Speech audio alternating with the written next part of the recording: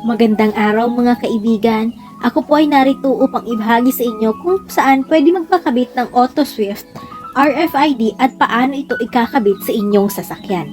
Alam natin na ang mahahabang pila sa toll booth ay makakabawas ng oras at pasensya natin. Pero huwag kayong mag-alala dahil sa video na ito, tuturuan ko kayo kung paano gawin ito ng maayos at mabilis.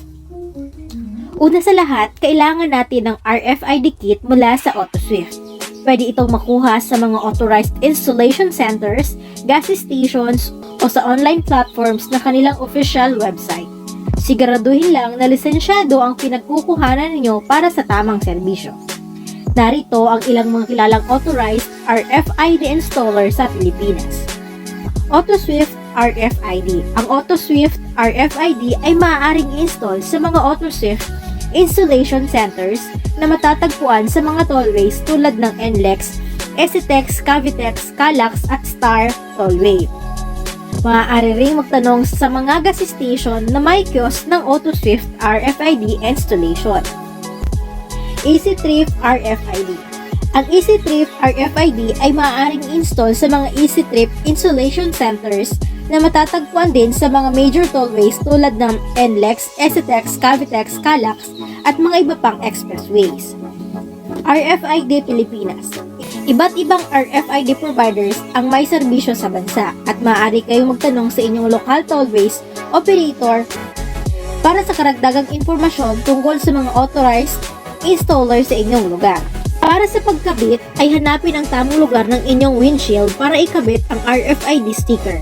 Ito ay karaniwang nasa taas malapit sa rearview mirror para madaling mabasa ng sensor sa toll booth. Siguradihing malinis ang lugar na pagkakabitan upang hindi magkaroon ng aberya sa pag-scan ng RFID. Pagkatapos linisin ang windshield, tanggalin ang likod ng FRD sticker at i-paste ito sa tamang lugar. Hing mabuti na hindi ito baluktot at hindi nakakabara sa inyong view habang nagmamaneho. Kapag nagpakabit ng RFID, mahalaga ring siguraduhin tamang klase ng RFID sticker ang nakuha natin. Mayroong mga RFID stickers na para sa private vehicles at meron ding iba para sa mga commercial vehicles. Kaya't mas maganda na tanungin ang inyong installer kung alin ang tamang klase ng RFID para sa inyong sasakyan. Pagkatapos natin ikabit ang RFID stickers, tara na't pag-usapan ng EasyTrip device. Ang EasyTrip ay isang convenient na paraan para hindi na kailangang magbayad ng cash sa toll booth. Para magkaroon ng EasyTrip device, makipag-ugnayan sa inyong local tollway operator o sa mga authorized retailers nito. Hanapin ang OB2 port ng inyong sasakyan. Karaniwang makikita ito malapit sa ilalim ng dashboard, malapit sa upuan ng driver.